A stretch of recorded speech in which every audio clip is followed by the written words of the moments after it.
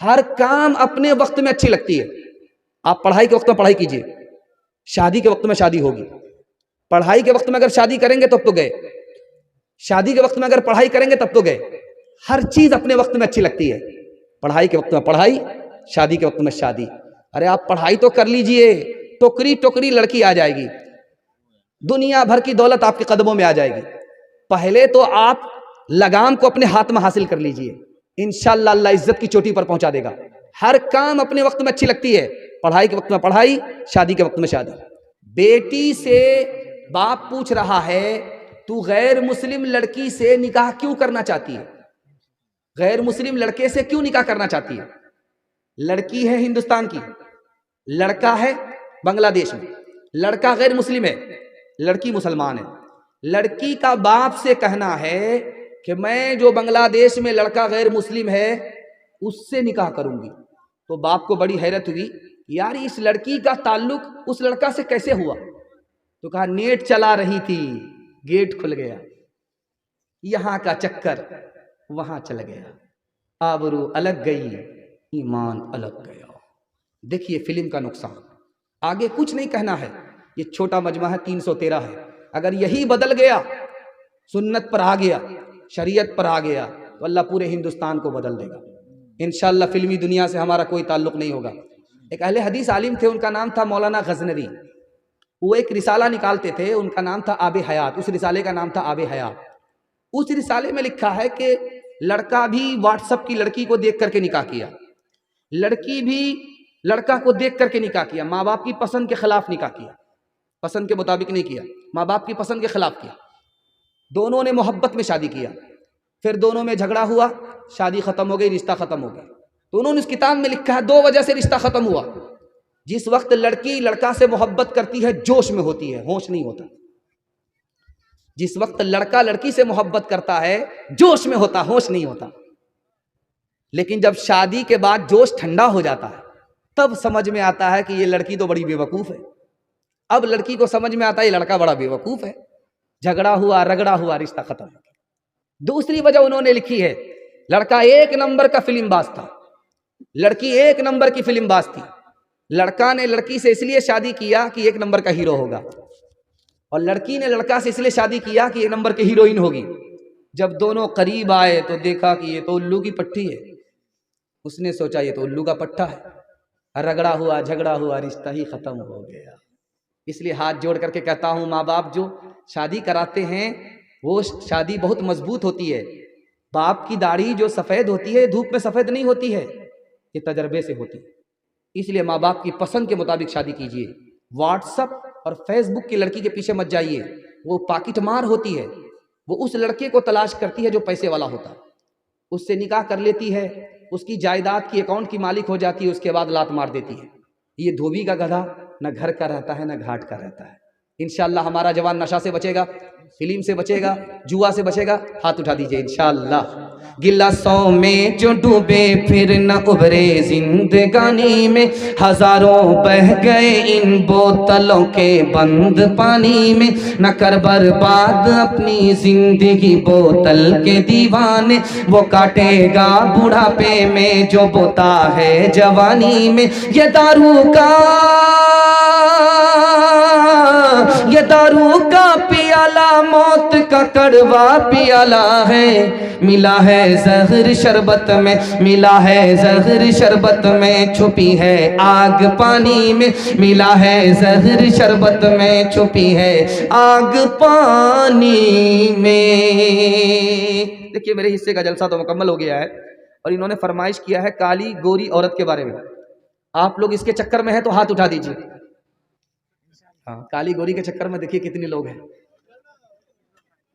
ساری رامائن پڑھی گئی، سیتا کس کی جورو. دھیان سے سنیے گا، جلدی سے نکل جائے گا. کتاب الاسقیاء علامہ ابن جوزی رحمۃ اللہ علیہ کی کتاب ہے. اس کتاب میں لکھا ہے کہ ہارون رشید کے دربار میں 2 لڑکی آئی، ایک کالی تھی، گوری تھی. دونوں نے فرمائش کیا نوکری دے دو. تو بادشاہ نے سوچا کہ دونوں کو بیوقوف بنا دیتے، منطق سے نکال دیتے. کہا کہ میرے پاس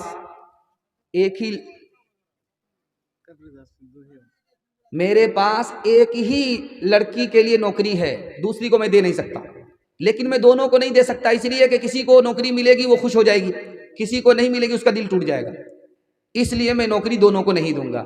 تو لڑکی اس سے زیادہ پڑھی لکھی تھی، بادشاہ کو فلسفے سے پھنسا لیا۔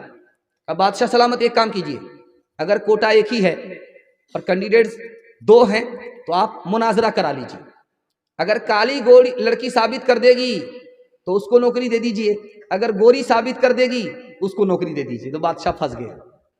اب گوری لڑکی نے ثابت کرنا چاہا کہ میں گوری ہوں، مجھ کو کالی پر فضیلت ہے، میں کالی سے اچھی ہوں۔ اس نے مصرع کہا، موتی سفید ہے قیمت ہے اس کی لاکھوں، اور کوئلہ ہے کالا پیسوں میں ڈھیر پالے، اللہ کے نیک بندوں کا منہ سفید ہوگا، اور جو دوزخی ہوں گے منہ ان کے ہوں گے کالے۔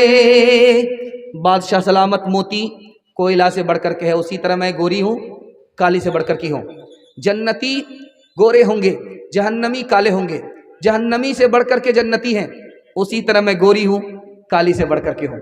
تو کالی نے جھٹ سے کہا، ہے مشک نافع کالی قیمت میں بیش غالی، روئی سفید ہے پیسوں میں ڈھیر پالی، آنکھوں کی پتلی کالی ہے نور کا وہ چشمہ، اور آنکھ کی سفیدی ہے نور سے وہ خالی۔ کالی نے کہا کہ بادشاہ سلامت کستوری کالی ہوتی ہے روئی سے بڑھ کر کے، اسی طرح میں کالی ہوں سیرت والی ہوں صورت والی سے بڑھ کر کے۔ آنکھ کی پتلی کالی ہوتی ہے اسی میں روشنی ہوتی ہے، اسی طرح میں روشنی ہوں سیرت والی ہوں گوری سے بڑھ کر کے ہوں۔ تو گوری نے سوچا اگر میں خاموش رہی، مشاعرہ چل رہا ہے تو کالی بازی لے جائے گی۔ اس نے ایک مصرع کہا، کاغذ سفید ہے قرآن پاک والے، ابھی وہ دوسرا مصرع کیا لگاتی، جھٹ سے کالی نے کہا، اور ان پہ جو لکھے ہیں قرآن کے حرف کالے۔ بادشاہ نے وزیر سے کہا کیا چل رہا ہے؟ کہا حضور پہلے تو عورت کا جھگڑا چل رہا تھا، یہاں سے رگڑا چل رہا ہے۔ کہا کیا کرنا چاہیے؟ کہا بکھیڑا تو آپ ہی نے کھڑا کیا ہے، تھوڑا سا صبر کر لیجئے، دیکھیے اونٹ کس کروٹ پہ بیٹھتا ہے۔ ایک لڑکی نے کہا، میلاد کا جو دن ہے روشن وہ بالیقین ہے، ہمارے نبی دن میں آئے، دن گورا ہوتا ویسے میں گوری ہوں، مجھے اس پر فضیلت ہے۔ تو جھٹ سے کالی نے کہا، معراج کی جو شب ہے کالی ہے یا نہیں ہے؟ اب گوری نے بڑے پیار سے بادشاہ کو خطاب کیا ہے، مخاطب کیا ہے کہ بادشاہ سلامت سر اٹھائیے، آسمان میں چاند کو دیکھیے، سورج کو دیکھیے، ستارے کو دیکھیے، سب گورے ہیں، جیسے ان کو فضیلت ہے ویسے مجھ کو فضیلت ہے۔ انصاف کیجئے گا کچھ سوچئے گا پیارے، سورج سفید روشن تارے سفید سارے۔ تو کالی نے سوچا میں خاموش رہی تو مقدمہ ہار جاؤں گی، اس نے بادشاہ سے کہا، انصاف کیجئے گا، ہے آپ عقل والے، کالا غلاف کعبہ حضرت بلال کالے، کتنا اونچا۔ بادشاہ نے سر پکڑ لیا، وزیر سے پوچھا کیا کریں؟ کہا حضور دونوں کو نوکری دے دیجئے، بھلائی اسی میں ہے، ورنہ قیامت کی صبح تک مشاعرہ جاری رہے گا۔ کتنا اونچا کتنا اونچا عائشہ کا ہے مقام، کتنا اونچا عائشہ کا ہے مقام، کتنا اونچا عائشہ کا ہے مقام، حشر تک انہی کے گھر پر ہے محمد کا قیام، حشر تک انہی کے گھر پر ہے محمد کا قیام،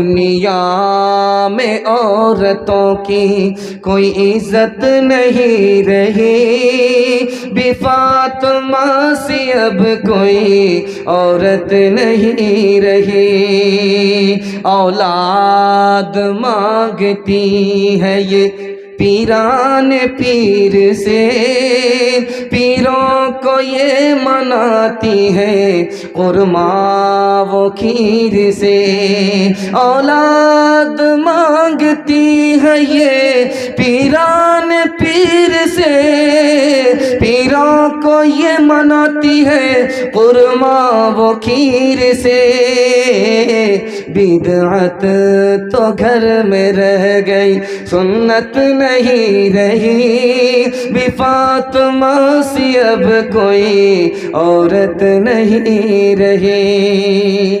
جلسہ مکمل ہو گیا، آپ کو دل سے دعا دیتا ہوں، اگر مجھے زیادہ چلانا پڑے گا تو میرا ہی پنکچر ہو جائے گا، ایک تو ایسے ہی آواز بیٹھ رہی ہے، ضرورت سے زیادہ بول بھی دیا گیا ہے، آپ کو کل بھی جلسہ سننا ہے اور فرمائش ہوتی رہی، میں نے سنا دیا ہے، بس فرمائش ہو گئی پوری۔ اچھا لگ رہا ہے، بہت اچھا چل رہا ہے، ایسا بھی ہم سے بیٹھے ہوئے کیا لکھے تھا، وہ دوہا کے بارے میں انہوں نے لکھا ہے۔ اچھا آخری فرمائش ہے، اس کو ذرا سن لیجئے گا، چونکہ ہم لوگ کا اس وقت جلسہ مسلسل چل رہا ہے، اگر ایک جگہ بھرشٹ ہو گئے دوسری جگہ جنازہ ہی اٹھ جائے گا، ذرا دھیان سے سنیے گا، بالکل جلدی سے نکل جائے گا۔ آپ دیکھیں گے ہاتھ میں کھجلی ہوتی ہے تو لوگ کہتے ہیں کہ اللہ دایاں ہاتھ ہے مال آئے گا، سسر نے کما کر کے رکھا، اور اگر بائیں ہاتھ میں کھجلی ہو گئی تو کیا کہتے مال جائے گا، ادھر خوش ہوتا ہے ادھر مصیبت میں مایوس ہوتا ہے، اور جب آنکھ پھڑ پھڑانے لگتی ہے تو کیا کہتے ہیں یار مصیبت آنے والی ہے۔ اس کا راز بتا رہا ہوں، ہاتھ کی کھجلی سے مال آتا اور جاتا نہیں ہے، ہاتھ کی کھجلی خون کے میٹھا ہونے کی وجہ سے، خون جب میٹھا ہوگا تو آپ کے ہاتھ میں کھجلی ہو، آدمی ہو گیا وہمی، اس کو مقدر پر بھروسہ ہی نہیں، اور آنکھ جو پھڑپھڑاتی ہے کوئی نقصان ہونے والا نہیں ہے، بلکہ بلغم اور تھوک خراب ہو گیا، اس کی وجہ سے آنکھ پھڑپھڑاتی ہے۔